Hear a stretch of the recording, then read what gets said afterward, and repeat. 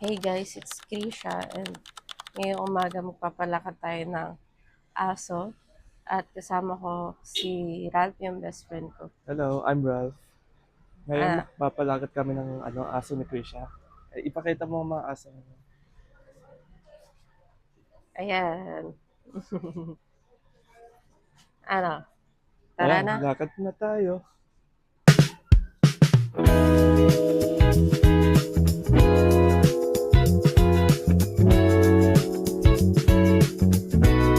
Lumaki. Oh,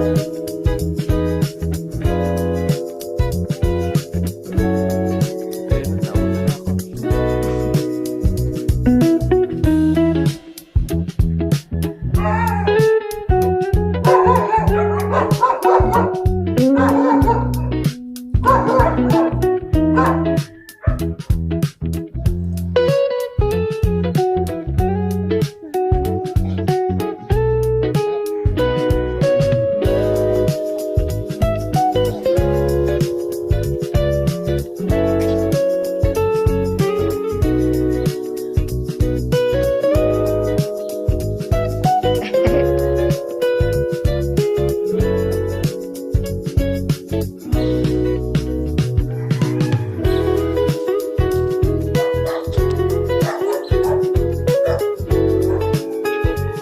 Ano, i-recommend natin. Yung alin. Maglalakad sila ng naka-1.5. Eto, naka 0.5 na. Okay. Kami naman. Go.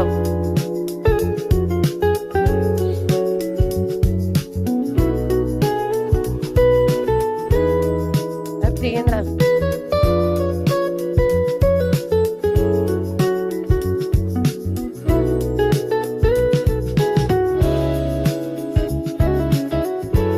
Eh,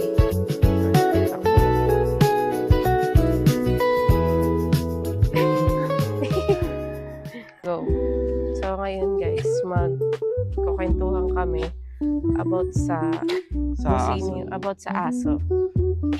Okay, sa unang tanong po, sinong pinakamakulit na aso sa tatlo na to? Sa amin yung pinakamakulit na aso is si Dylan. Ewan ko, siguro kasi lalaki. Pero ganun ba talaga pag lalaki? Kayo ba? Ikaw rin. Yung aso namin makulit talaga kasi lalaki. Ano muna pakilala mo? Ano pangalan ng aso mo? Yung aso namin si Lexus. Makulit naman talaga si Lexus kasi syempre,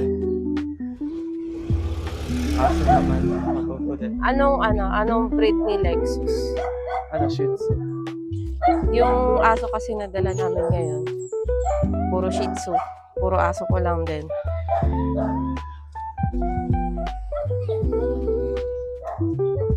Okay, sa pangalawang tanong, sinong pinakamabait na aso sa tatlo? Pinakamabait si Kali. Dahil babae. Dahil babae. Siguro ganun, pero mabait din talaga siya. Siya yung una naming aso.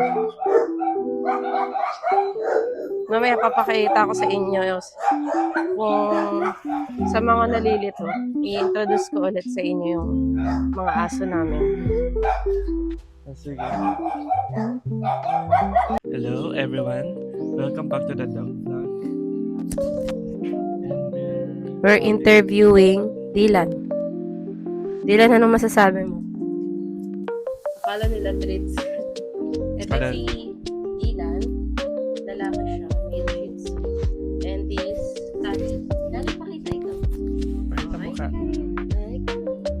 Kali, siya yung nanay ni Dylan at Sky. Babae siya. Yan. Ilang taon na? Si Kali, around 7 years old. 70 years old. 2 years old. Bali 20 years old. Si Sky.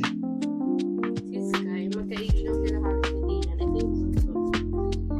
Nauna lang si Dylan kay si Sky sa oras. Ito bunso.